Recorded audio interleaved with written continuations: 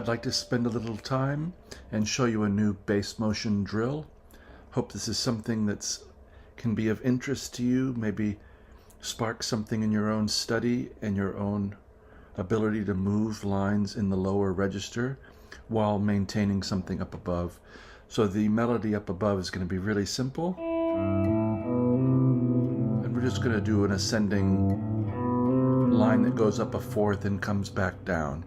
Before I get to that, let me say, if you've not yet subscribed to the channel, I do wish you would. If you're enjoying the content, please like, share, and leave a comment. It is always very good to see your thoughts and see what your responses are or questions that you have. If you'd ever like to send me a tip, that would be very nice. And my PayPal information is right there in the description below.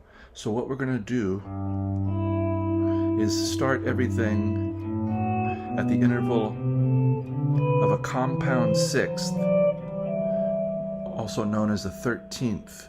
So if you're not familiar with why, a sixth, say from G here, I'm just going to go up the major scale. I've gone 6 steps in the G major scale, G, A, B, C, D, E.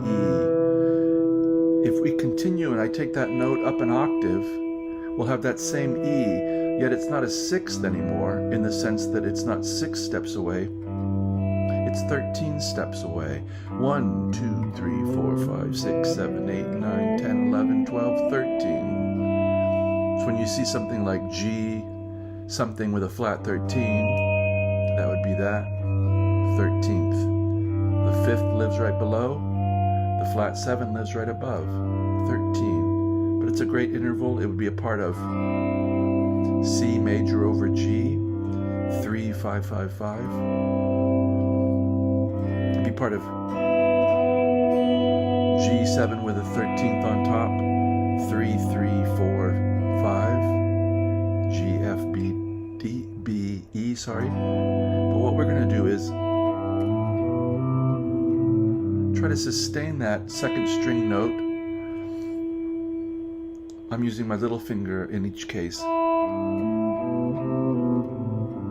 we're going to ascend this run here. So I'll break down where these go. This is 3 and 5 with first and fourth finger. Third finger on the 5th fret A. B on the 2nd fret of the 5th string up to C. I guess I'm using 2nd finger on the 3rd fret C. Just even if you did that much all over,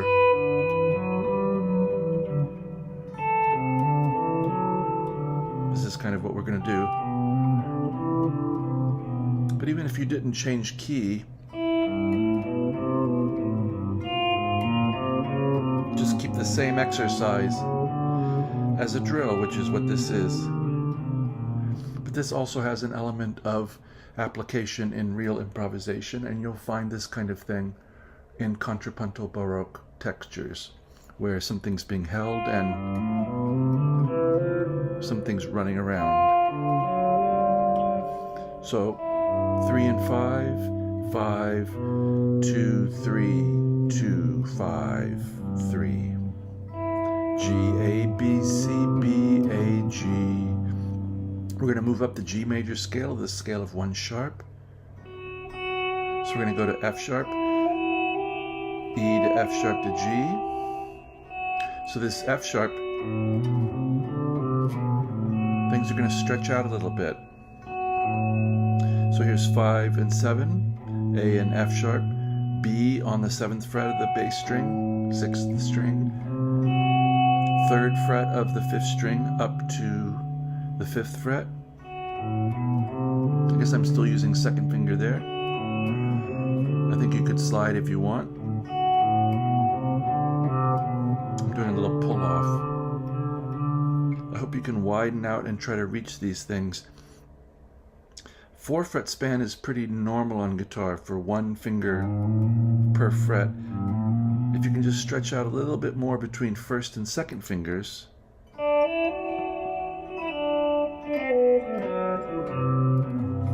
to get that spread, I think that's pretty reasonable for guitar. If your hands are quite small and you can't make it, don't worry about it. But if it's a matter of just not stretching enough, really try to relax. Have the hand centered so the thumb is more or less behind the middle finger. I'm basically on the back of the middle of the fretboard there. So if the more you ride up, I've talked about this in other videos, but I'll do it again here. The more you ride up with your thumb, see what my wrist is doing. So here, the weight of the forearm is engaged. Your forearm's kind of heavy. So if you hang off of the strings with your fingers, with your thumb back behind here gently, you're using the weight of the forearm as part of what's helping hold those notes down. If you if you bring your thumb up, soon your wrist is taking all of that. And I think it'd be really hard to move. I wouldn't be able to do it. People do get by, of course, playing like this. It's viable in some cases, I think. It's for blues playing, for bending, things like that. It's essential. If you want to play Hendrix kinds of chords and whatnot with your thumb, that's all right. It's all good. It's a sound. But as far as doing multi-line playing or I think fluid single note playing, you'll probably notice that most people have their thumb back here by now. We're recording this in 2023. So I go by all of that to say that you want to be able to reach out, if you can. 5, 7, 3, 5, 3, 7, 5.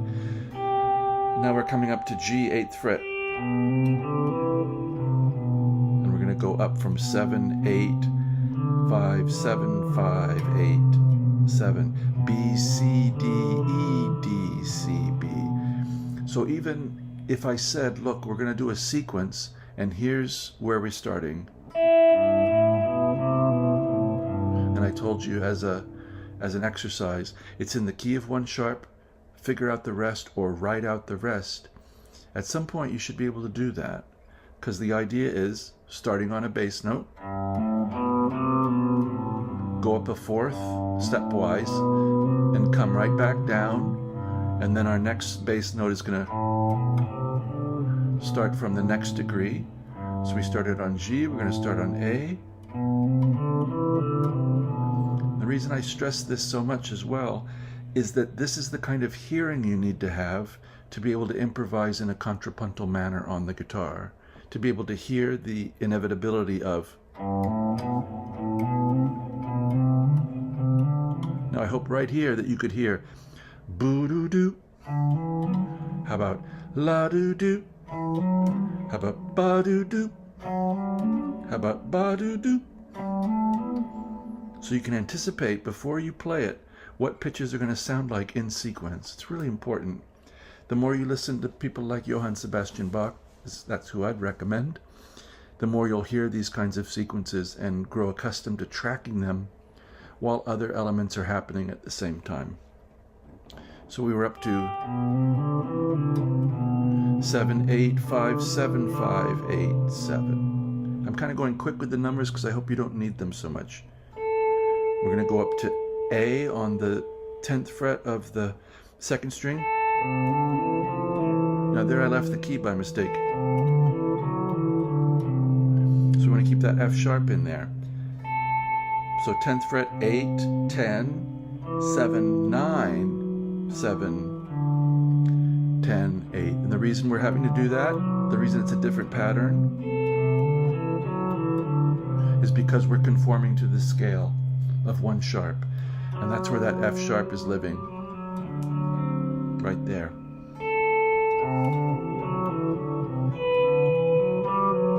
Now this one will be exactly like our first one at G, sorry.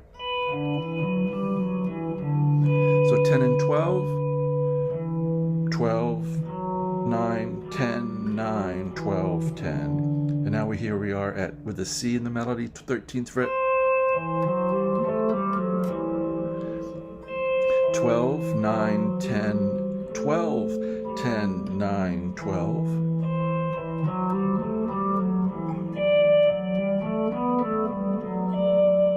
So here's 14 and 15. If you have no cutaway and you can get up here, that's great. If you have a cutaway, you can get there. If you don't have a cutaway, this might be, you're going to kind of be over the body by now, but for this kind of playing, I think you'd want a guitar with a cutaway. So there's a lot of nice things that live up here. Kind of the magic music box realm.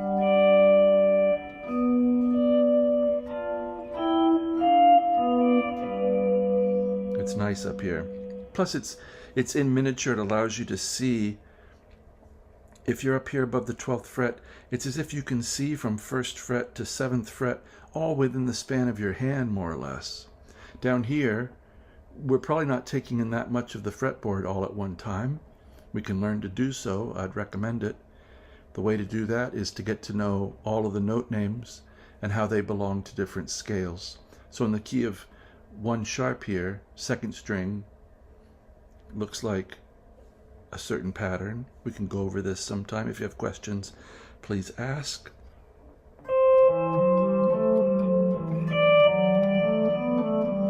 So 14, 15, 12, 14, 12, 15, 14 with the 15th fret on the 2nd string D. And that's going to sound like D. This is going to sound like C, 1st inversion C.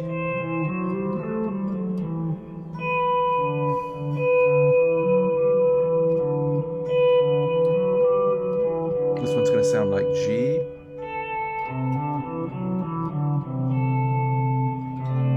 This one,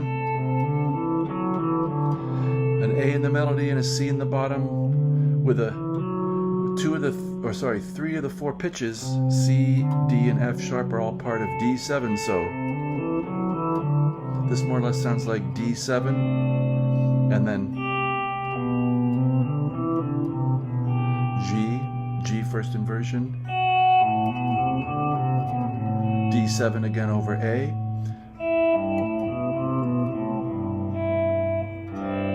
C chord over G. So these all imply different chords.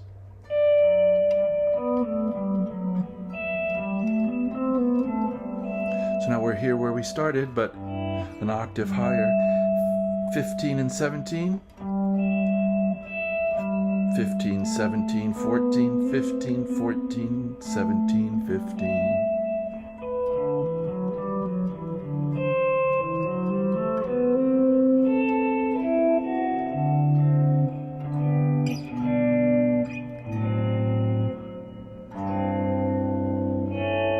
I hope this has given you something to think about, maybe something that's interesting. Let me know if you have questions or comments. And until we meet again, I do wish you, as always, a very good day.